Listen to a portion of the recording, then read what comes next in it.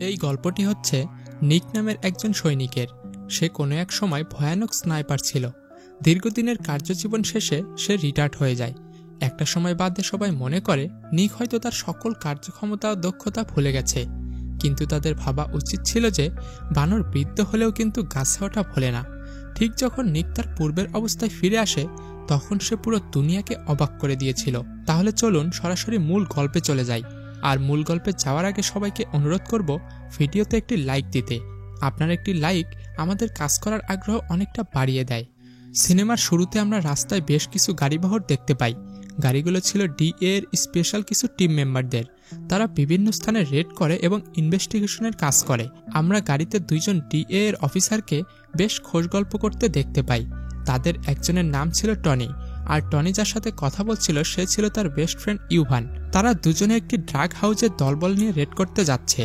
গল্পে গল্পে ইউভান টনিকে জানায় যে সে খুব দ্রুত বাবা হতে চলেছে। এই কথা শুনে টনি খুব খুশি হয়ে যায়। সে ইউভানকে বলে, বাবা হওয়ার বিষয়টা সত্যিই এক অন্যরকম আনন্দের অনুভূতি, আমিও খুব দ্রুত এটা চাই। গল্প করতে করতে তারা তাদের লোকেশনে পৌঁছে যায়। টনি ইউভানকে বলে, তুমি গাড়িতেই বসো, আমি বাকি সদস্যদের নিয়ে ভেতরে যাচ্ছি রেড দিতে। এরপর টনি সহ পুরো টিম ভেতরে প্রবেশ করে। সেখানে ঢুকে তারা সাধারণ জনগণকে বাইরে পাঠিয়ে দেয়, আর যাদের দেখে টনির সন্দেহ জাগছিল তাদের সরাসরি পুলিশ স্টেশনে নিয়ে যায়। এরপর টনি বিল্ডিংয়ের উপরের দিকে যাওয়া শুরু করে। সেখানে সে একজন লোককে দেখতে পায়। ওই লোকটি সমস্ত ড্রাগের চালান করে থাকে। টনি তাদের ড্রাগ সহ হাতে নাতে ধরে ফেলে।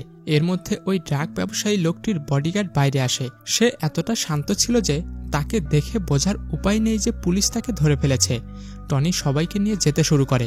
তখনই বডিগার্ড এক পুলিশের কাছ থেকে বন্দুক ছিনিয়ে নেয় এবং সবাইকে উদ্দেশ্য করে এলোপাথারি গুলি ছুটতে থাকে। এদিকে ইউভান তার স্ত্রীর কল পেয়ে গাড়ি থেকে বাইরে বেরিয়ে কথা বলছিল। তখন বডিগার্ড জানালা থেকে লাফ দিয়ে তার সামনে এসে পড়ে। ইউভান কিছু বুঝে ওঠার আগেই বা কিছু করার আগেই বডিগার্ড তার উপরে গুলি চালাতে শুরু করে। ইউভানের শরীরে বেশ কয়েকটি গুলি এসে লাগে। বডিগার্ড আর দেরি না করে সেখান থেকে পালিয়ে যায়। ততক্ষণে টনি ওই জায়গায় এসে পড়েছে। সে ইউভানের লাশ পড়ে থাকতে দেখে ভীষণই ভেঙে পড়ে, কারণ একটুখানি আগেই সে তার অনাগত সন্তানের মুখ দেখার জন্য কতই না খুশি ছিল, যাকে সে আর কখনোই দেখতে পাবে না। দৃশ্য পরিবর্তন হয়, আর আমরা দেখি ছোট্ট একটি বোটে একজন বেশ বয়স্ক মানুষ শুয়ে আছে। লোকটির নাম ছিল নিক। বোট কিনারায় আসলে ফ্রান্সিস নামের একজন লোক তার সাথে দেখা করতে আসে। ফ্রান্সিস নিকের বেশ ভালো একজন বন্ধু। সে নিককে বলে সরকার আবার তোমার সাথে কাজ করতে চায়। নিক তার জীবনের অনেকটা সময় সরকারি সেবায় কাজ করেছে। সে একজন ভালো যোদ্ধা এবং সুদক্ষ স্নাইপার। ফ্রান্সিস তাকে বলে সরকার তোমাকে মনে রেখেছে আর এখন তোমার সাহায্যের প্রয়োজন তাদের। কিন্তু নিক ফ্রান্সিসের কথাকে নাকচ করে দেয়। সে বলে, তুমি তো জানো আমার বয়স হয়ে গেছে আর আমি এখন একজন রিটায়ার্ড অফিসার, কারণ আগের সেই তেজ আর আমার শরীরে এখন নেই, তাই আমি এটি করতে পারবো না। ফ্রান্সিস বলে, তোমার সম্পর্কে আমার কোনো কিছুই অজানা নয়।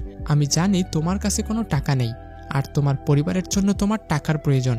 এসব সমস্যার সমাধান হয়ে যাবে যদি তুমি কাজটা করে দাও। ফ্রান্সিস নিককে একটি তালিকা দেয় যেখানে সব ড্রাগ ডিলারদের নাম, ছবি সহ সব ডিটেলস ছিল। এরা সবাই মিলে আমেরিকার অর্থনীতিকে ধ্বংস করে ফেলার প্ল্যানিং করছে, আর নিকের কাজ হবে একে একে সবাইকে মেরে ফেলা।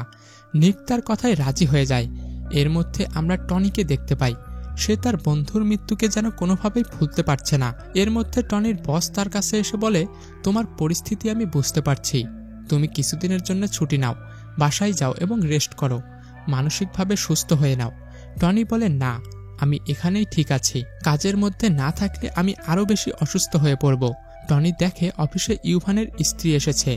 সে টনিকে জড়িয়ে ধরে কাঁদতে থাকে। টনিকে সে বলে, যে আমার স্বামীকে মেরেছে তুমি তাকে জীবিত ছেড়ো না। ডিএ এর অফিসার এবার যায় সেই ড্রাগ ডিলারের সাথে কথা বলার জন্য।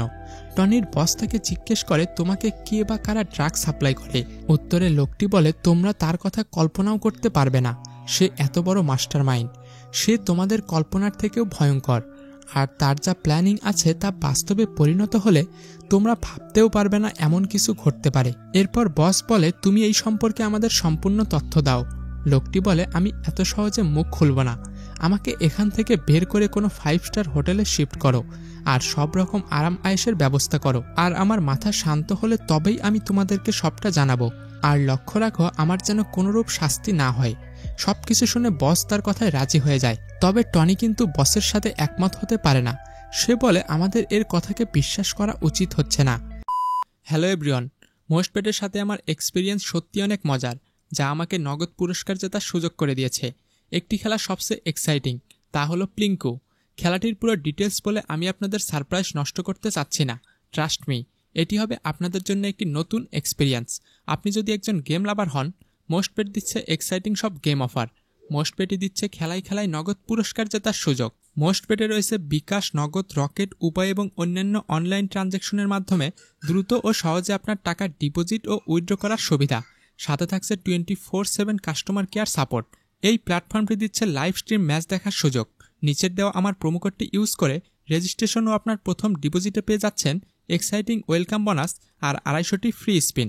So don't miss this offer. এবার গল্পে ফিরে আসি। এর মধ্যে আমরা নিককে দেখি তার পুরনো সব অস্ত্র বের করতে। নিজের গাড়ির নাম্বার প্লেটটাও সে বদলে ফেলে। এবার সে আসে ওই হোটেলে যেখানে ড্রাগ ডিলার লোকটিকে রাখা হয়েছিল। হোটেলের সামনে এসে সে দোকানদারের কাছ থেকে একটি ডাব কিনে খায়, যাতে কারো তার উপরে সন্দেহ না জাগে। নিকের কাছে একটি গল্ফ খেলার ব্যাগ ছিল, যার মধ্যে তার সব অস্ত্র রাখা ছিল। কিছুক্ষণ পর সে হোটেলের ঠিক সামনের একটি বিল্ডিংয়ের ছাদে যায়। ঠিক তার সামনে আমরা সেই ড্রাগ ডিলারকে দেখি। সে 5 স্টার হোটেলের রুমে মাসাজ নিচ্ছিল।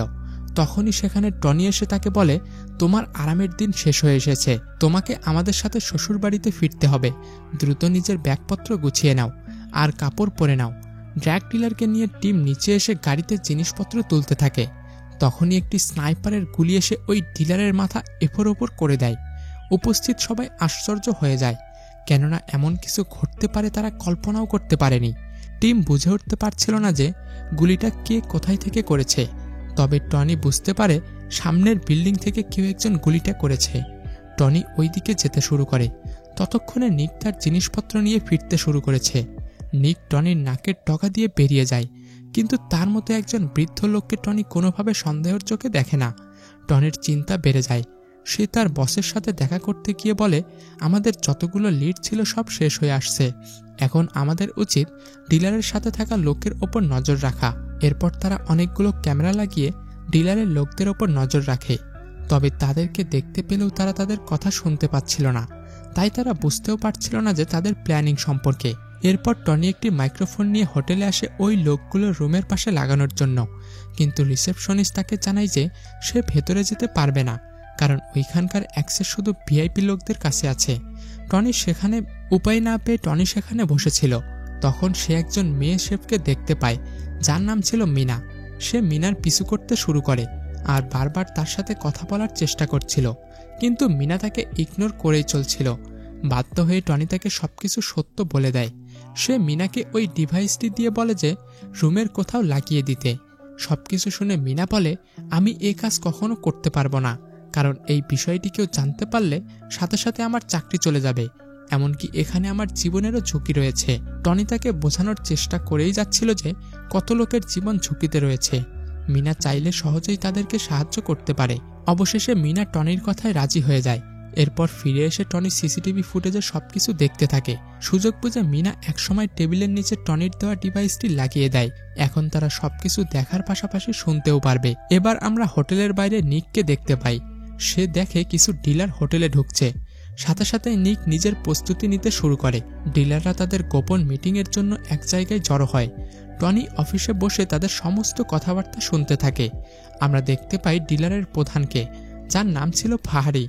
অন্যদিকে নিক একটি ক্যাব পরে এমার্জেন্সি এক্সিট দিয়ে হোটেলের ভেতরে আসতে থাকে। ফাহারি তার প্ল্যানিং সম্পর্কে সবাইকে বলতে শুরু করে। সেই এই সমস্ত ড্রাগ ও অস্ত্রের প্রধান ডিলার, আর এবার তার প্ল্যানিং তো আকাশতুঙ্গে। সে আমেরিকার অর্থনীতিতে ধস নামাতে প্রস্তুত। ফাহারি এক ইঞ্জিনিয়ারের সহায়তায় এমন এক মেশিন তৈরি করেছে যেটি দিয়ে এক ঝটকায় সে পুরো আমেরিকার বিদ্যুৎ সাপ্লাই অফ করতে পারবে।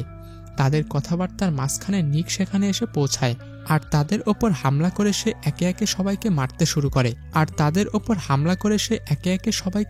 শুরু করে। চারদিকে যেন লাশের স্তূপ করে ফেলেছে নিক। টনিও এটা দেখে হোটেলের দিকে আসতে শুরু করে। এর মধ্যেই সুযোগ বুঝে ফাহারি তার ইঞ্জিনিয়ারকে সাথে নিয়ে সেখান থেকে পালিয়ে যায়। কোনো রকমে কয়েকজন ডিলার সহ সে প্রাণে বেঁচে যায়। নিকও সেখান থেকে বেরিয়ে পড়ে। টনি হোটেলের রুমে ঢুকে দেখে চারপাশে শুধু লাশ পড়ে আছে আসলে এই অনাকাঙ্ক্ষিত হামলাগুলো কে বা কারা করছে টনি বুঝে উঠতে পারে না। পরের দিন মিনা তার কাজের জন্য হোটেলে আসে। টনি তাকে জানায় হোটেল বন্ধ করে দেওয়া হয়েছে গতকালের গোলাগুলির কারণে। এটা শুনে মিনা অবাক হয়ে যায়, কারণ সেটিই ঘটেছে যার ভয়টি সে পাচ্ছিল। অন্যদিকে আমরা ফাহারিকে দেখতে পাই, সে তার ইঞ্জিনিয়ারকে বলছে, তোমার কাছে সময় অনেক কম, আমি খুব দ্রুত আমেরিকার অর্থনীতিতে ধস নামাতে চাই। ইঞ্জিনিয়ার তাকে জানায় যে এত দ্রুত কাজ শেষ করা সম্ভব নয়, আর করতে হলে আমাকে $50 মিলিয়ন দিতে হবে। ফাহারি তার এই শর্তে রাজি হয়ে যায়। এর মধ্যে টনি জানতে পারে ফাহারি একটি পার্টির আয়োজন করছে। যথারীতি সে পার্টিতে হাজির হয়। সেখানে সে ফাহারির ভাতিজির সাথে কৌশলে আলাপ জমায়। এরপর সে তাকে তার চাচার ব্যাপারে জিজ্ঞাসা করে। মেয়েটি জানায় তার চাচার ব্যাপারে কেউই ঠিকভাবে বলতে পারে না। সে কখন পার্টিতে যায় আর কখন আসে তার কোনো নিশ্চয়তা নেই। অন্যদিকে ফাহারি কন্ট্রোল রুমে বসে সবার দিকে নজর রাখছিল। টনির কার্যকলাপে তার ওপর ফাহারির সন্দেহ জাগে। সে সবাইকে ছেলেটির বিষয়ে জিজ্ঞেস করে।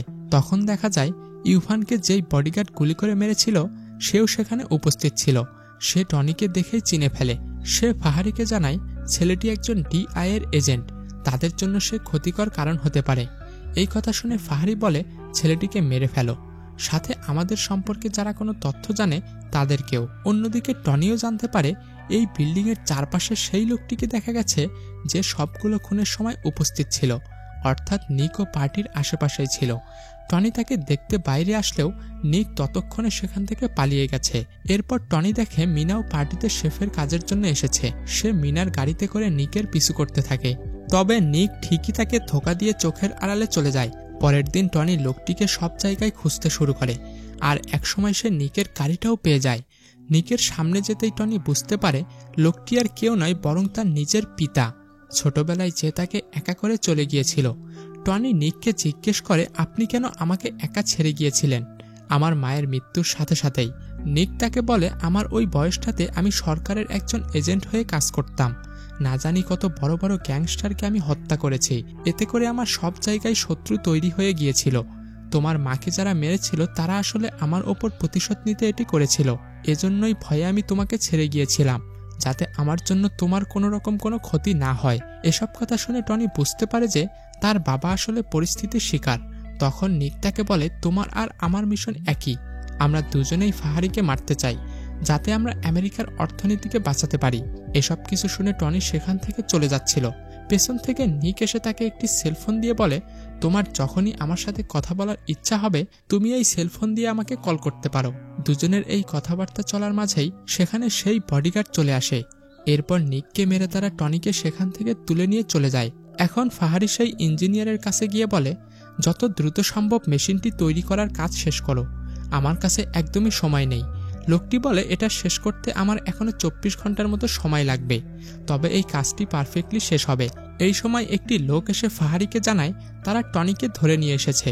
টনির কাছে গিয়ে ফাহারি বলে, তুমি আমাকে ওই লোকটির নাম বলো যে আমার এতগুলো লোককে হত্যা করেছে।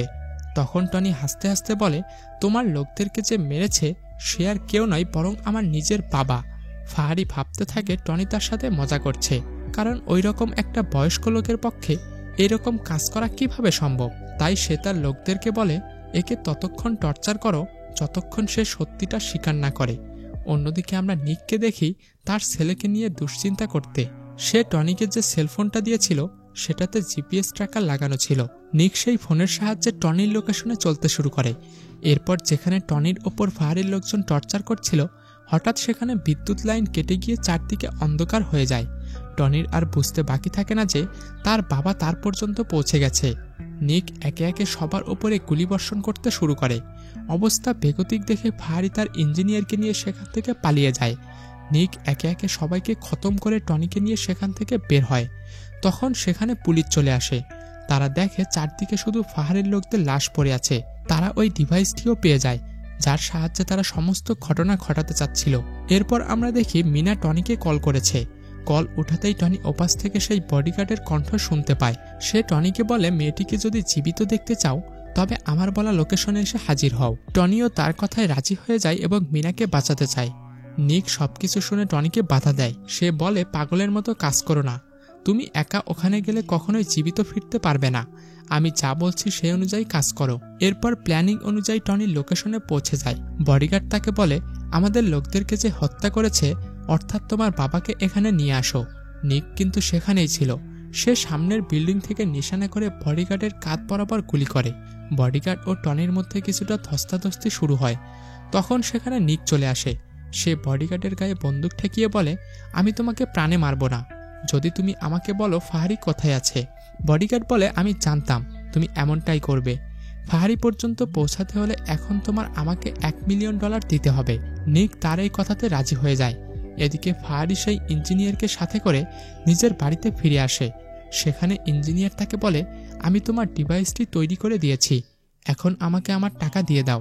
ফাহারি তাকে বলে, আমি তোমাকে একটা কানাকড়িও দিব না, কারণ তোমার মেশিন এখন পুলিশের কবজায়। ইঞ্জিনিয়ার তার কথায় কোনো পাত্তা না দিয়ে বারবার টাকার দাবি করছিল। এতে ফাহারি বিরক্ত হয়ে ওই ইঞ্জিনিয়ারের মাথায় গুলি করে উড়িয়ে দেয়। এসব চোখের সামনে ঘটতে দেখে ফাহারির ভাতিজির আর বুঝতে বাকি নেই যে তার চাচা কত বড় ক্রিমিনাল। তখন সেখানে বডিগার্ড চলে আসে। সে নিকের মাথায় বন্দুক ধরেছিল, যাতে ফাহারি দেখে বুঝতে না পারে কি ঘটতে চলেছে। টনিকে সে একটি লাশের ব্যাগে প্যাক করে নিয়ে এসেছিল। এসব প্ল্যানিং ছাড়া তারা কোনোভাবেই ফাহারির বাড়িতে ঢুকতে পারত না। ফাহারির লোকজন লাশের ব্যাগের চেইন খোলার সাথে সাথে নিক এবং টনির হামলায় তারা হতভম্ব হয়ে পড়ে। কিছু করে ওঠার আগেই বাপ বেটার দুর্দান্ত অস্ত্রবাজিতে সবাই কুপকাত হয়ে পড়ে। শেষ পর্যন্ত নিজের জীবন বাঁচাতে ফাহারি নিককে অনেক টাকার অফার করে, কিন্তু নিক তার কথায় বিন্দুমাত্র পাত্তা না দিয়ে সোজা তার মাথায় গুলি করে দেয়, আর সে সেখানেই মারা যায়। এখন বডিগার্ড বলে, আমাকে আমার টাকাটা দিয়ে দাও। এ কথায় নিক বলে, আমি জানি তোমার আসলে কি চাই। ডিআই এর অফিসাররা এসে দেখে চারদিকে শুধু লাশ আর লাশ।